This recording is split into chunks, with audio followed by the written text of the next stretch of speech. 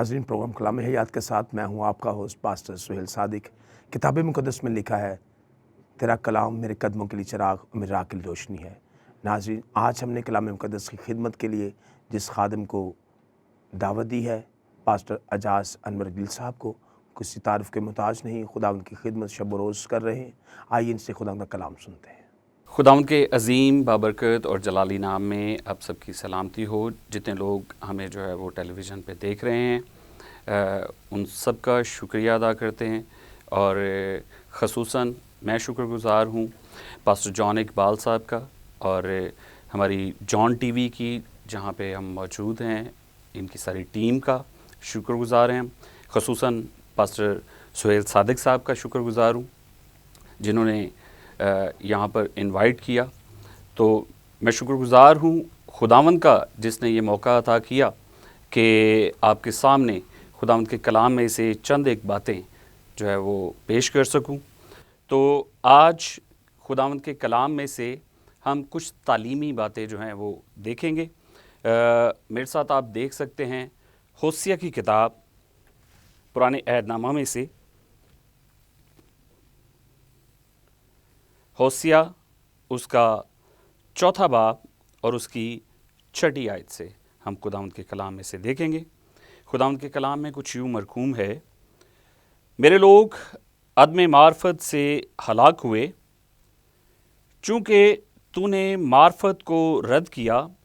इसलिए मैं भी तुझको रद्द करूँगा, ताकि तू मेरे हजूर काहिन ना हो। और चूँकि ये काबिल गौर आयत है, ये दूसरा हिस्सा जो 6 आयत का है, इस पे हम आज की शाम जो है वो फोकस करेंगे। और चूँकि तूने अपने खुदा की शरीयत को तू भूल गया है, इसलिए मैं भी तेरी औलाद को भूल जाऊँगा। आमीन। होसिया के ताल्लुक़ से, इससे पहले कि हम इस आयत पर जो है वो गौर करें, मैं होसिया के ताल्लुक़ से बताता चला जाऊँ। होसिया का जो लफ्ज़ी मतलब है, इस नाम का मतलब है कि खुदा बचाता है या यहोवा बचाता है। और ये माइनर प्रॉफिट में से जो है एक प्रॉफिट है, नबी है, जो कि हमें मेजर प्रॉफिट यसाया जो है वो अंबिया अकबर में से यसाया नबी के दौर का नबी जो है वो नज़र आता है। और इस किताब का, होसिया की किताब को लिखे जाने का जो टाइम पीरियड है वो तकरीबन कोई 715 से लेके कोई 750 के दरमियान का अरसा क़ब्ल अज़ मसीह जो है वो हमें नज़र आता है। तो ये इस दौर में जो है वो जो खुदावंद का कलाम होसिया नबी की मार्फत जो खुदावंद ने उनको पहुंचाया, उसमें अदम मार्फत से जो है वो अदम मार्फत की बाबत। अब अदम मार्फत का मतलब क्या है? मार्फत का मतलब ये है जानना, मार्फत का मतलब है कलाम, मार्फत का मतलब है कि इल्म। तो अदम मार्फत का मतलब है अदम होना, मतलब कि हज़फ होना, उसकी कमी होना। तो यहाँ पर जब हम 6 आयत के आखिरी हिस्सा में जो है वो खुदावंद के कलाम में से देखते हैं, तो लिखा है कि और चूँकि तू अपने खुदा की शरीयत को भूल गया है, इसलिए मैं भी तेरी औलाद को भूल जाऊँगा। मेरे अजीज़ों, खुदावंद का कलाम हमें ये फरमाता है, क्योंकि तू खुदा की शरीयत को भूल गया है, इसलिए मैं तेरी औलाद को भी भूल जाऊँगा। यानी कि औलाद की बरकत या औलाद की जो खुशहाली की बरकत है वो हमसे छिन जाएगी। किस वजह से? सिर्फ अदम मार्फत, यानी कि लैक ऑफ नॉलेज की वजह से, खुदा के कलाम से दूरी की वजह से जो है हमसे जो है वो हमारी औलाद जो है वो बरक़ात से महरूम हो जाती है। ये जिस दौर में से मैं और आप गुज़र रहे हैं,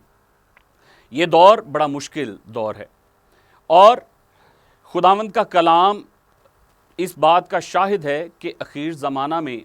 ना रोटी का कहत होगा, ना पानी का कहत होगा, बल्कि خداوند کے کلام کا قحط ہوگا، اور لوگ جو ہے وہ یہاں وہاں بھٹکتے پھریں گے کہ وہ خداوند کے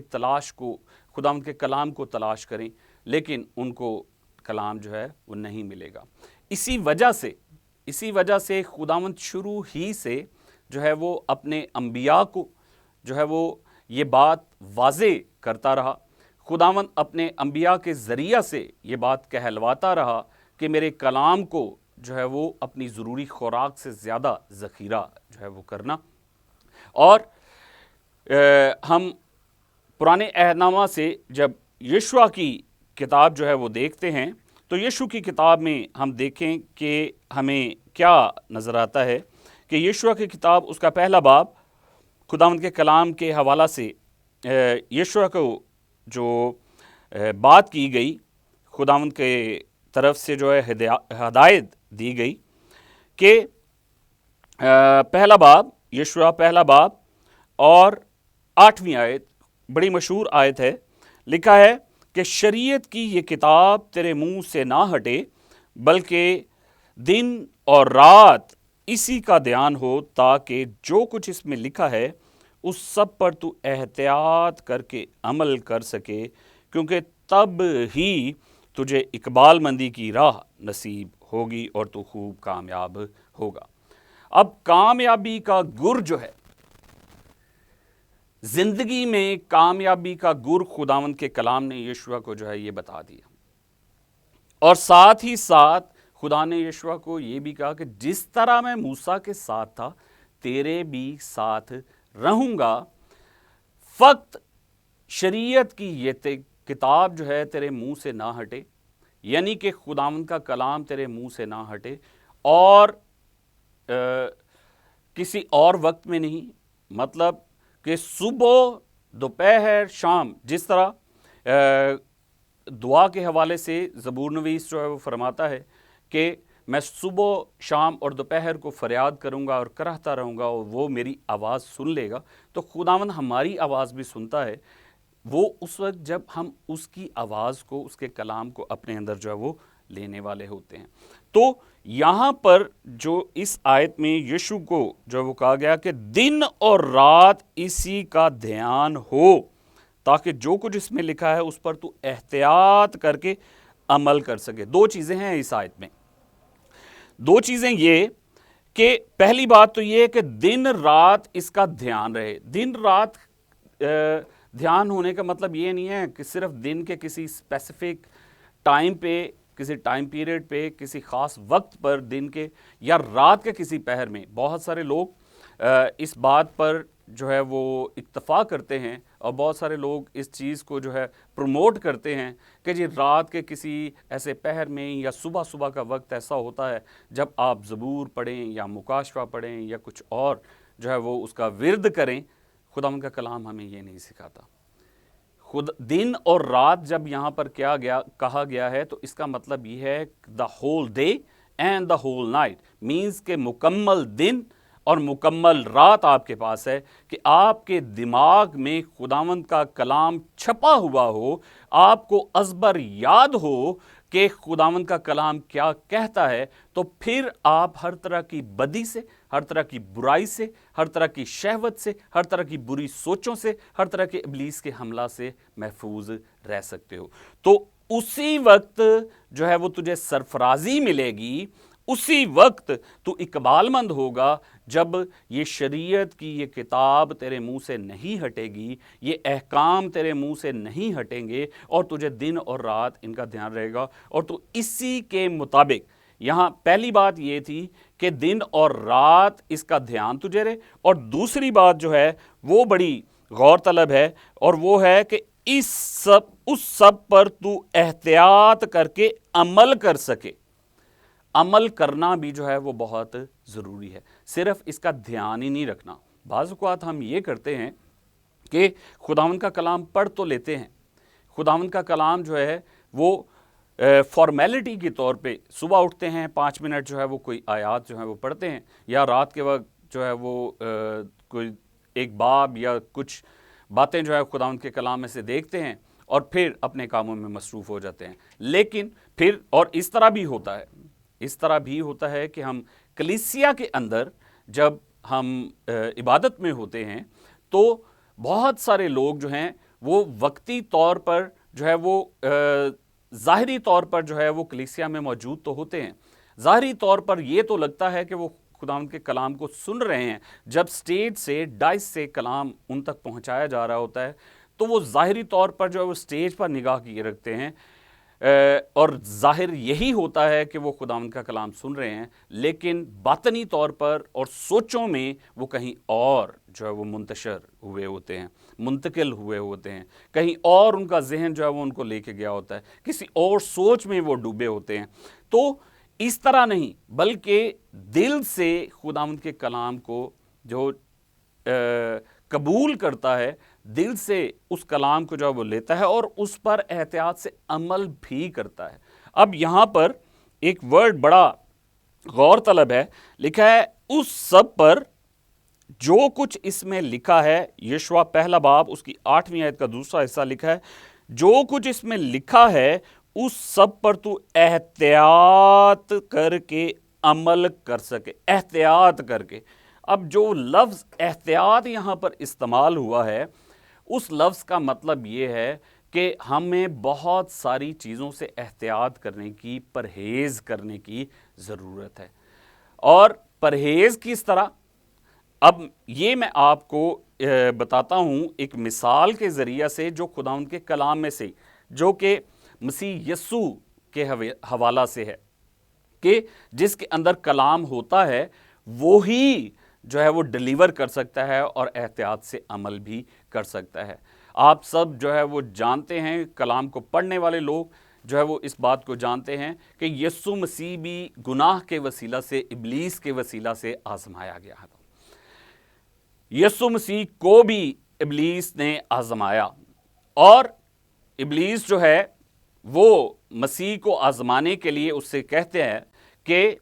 अगर तू खुदा का बेटा है तो कह ये पत्थर जो है वो रोटी बन जाए, क्योंकि इंसान की कमज़ोरी है। मसीह जो है वो कामिल इंसान भी था और कामिल खुदा भी था। इस वजह से इंसान होते हुए जब वो 40 दिन 40 रात तक जो है वो भूखा था, उसने जो है वो रोज़ा रखा, तो इब्लीस को पता था कि इंसान होते हुए इसके जिस्म की ज़रूरत है कि ये रोटी खाए। तो उसने आजमाने के लिए जो है वो उसको रोटी की ऑफ़र की कि अगर तू कहे तो ये पत्थर रोटी बन जाएगा। तो मसीह के अंदर खुदावंद का कलाम, वो जो कलाम जो मुजस्सम कलाम था, वो उस मुजस्सम कलाम के वसीला से उसने, उसके अंदर कलाम था, तो उसने अपने आप को, उस कलाम को ज़ाहिर किया और उसने कलाम ही के हवाला से जवाब दिया कि आदमी रोटी ही से जीता ना रहेगा। फिर इसके बाद जो है इब्लीस उसको जो है वो एक चबूतरे पर ले गया, हैकल के चबूतरे पर, और वहाँ पर उसने फिर से आजमाने के लिए सवाल किया कि लिखा है। इब्लीस को भी बहुत कलाम आता है अजीज़ों, ये भी ज़हन में रखें कि वो भी कलाम का सहारा लेता है। तो उसने कलाम ही के लिखा है, कलाम का सहारा लिया कि लिखा है कि वो तुझे अपने हाथों पर उठा लेंगे, लिखा है कि वो तुझे अपने हाथों पर उठा लेंगे, तो अपने तय नीचे गिरा दे। तो मसीह खुदावंद ने उसका जवाब जो है वो इन्हीं खुदावंद के कलाम ही से किया। फिर वो उसको आजमाने के लिए जो है वो उसने जो है वो सारी शानो शौकत जो है वो दिखाई। उसने जो है वो कहा कि मेरे हजूर में अगर तू सजदा करे तो ये सारी शानो शौकत, ये सारा जो मालो दौलत जो है मैं तुझे दे दूंगा। तो मसीह ने कलाम ही से फिर उसका मुकाबला किया और मसीह ने फरमाया कि लिखा है, यानी कि खुदावंद का कलाम गवाह है कि खुदावंद अपने खुदा की आजमाइश ना कर। तो खुदावंद का कलाम ही बताता है कि उसका मुकाबला करो तो वो तुमसे भाग जाएगा। तो मेरे अजीज़ों, कंक्लूजन ये है आज के इस मुख्तसर वक्त में आपको एक बात आप तक पहुंचाना ये चाहता हूं, ये जॉन टीवी के हवाले से, कि मौजूदा हालात में ना सिर्फ हमें खुद मजबूत होने की और खुदावंद का कलाम अपने अंदर लेने की ज़रूरत है, बल्कि अपने बच्चों को भी खुदावंद के कलाम को सिखाने की ज़रूरत है। एक बर्तन جب خالی ہوتا ہے تو اس میں آپ کچھ بھی بھر سکتے ہیں، اور اس میں پانی بھر دیں، دودھ بھر دیں یا کوئی اور چیز جو ہے وہ اس میں بھر دیں تو وہ برتن جو ہے وہ بھر جائے گا۔ لیکن اور اسی طرح ہم جو ہے وہ خدا کے بنائے ہوئے برتن ہیں، تو خداوند چاہتا ہے کہ ہم خدا کا کلام جو ہے وہ اپنے اندر بھر لیں۔ عدم معرفت سے میرے لوگ جو ہے وہ ہلاک ہوئے ہیں۔ تو میرے عزیزو، نہ صرف ہم جو ہے وہ بچ جائیں اور ابلیس کا مقابلہ کرنے والے ہوں، کیونکہ ہمارے پاس اور کوئی ہتھیار نہیں، خداوند کی روح کی دی ہوئی تلوار خداوند کا کلام ہے جس سے ہم ابلیس کا مقابلہ کر سکتے ہیں۔ تو ہم اپنے آپ کو خداوند کے کلام کے میں خوب جو ہے وہ اب خداوند کے کلام سے سیر ہونے والے ہوں، نہ صرف خود آراستہ ہونے والے ہوں، اس روح کے ہتھیار کو استعمال کرنے والے ہوں، بلکہ اپنے بچوں کو بھی لیس کرنے والے ہوں، تاکہ ان کے اندر بھی جو ہے خداوند کا کلام بھرا ہو تو کوئی اور آ کر جو ہے وہ اس میں کچھ اور بھر نہ سکے، اور نہ ہی ہمارے بچے گمراہ ہوں اور نہ گمراہی کی طرف جائیں اور نہ عدم معرفت سے ہلاک ہوں۔ اس لیے خداوند کے کلام کو جو ہے وہ نہ صرف اپنی راہ کے لیے استعمال کریں، نہ صرف اپنی جو ہے وہ راہ کی روشنی بنائیں، بلکہ اپنے بچوں کے لیے بھی قدموں کا چراغ جو ہے وہ بنانے والے ہوں۔ خداوند آپ سب کو کثرت کی برکت دے۔ God bless you.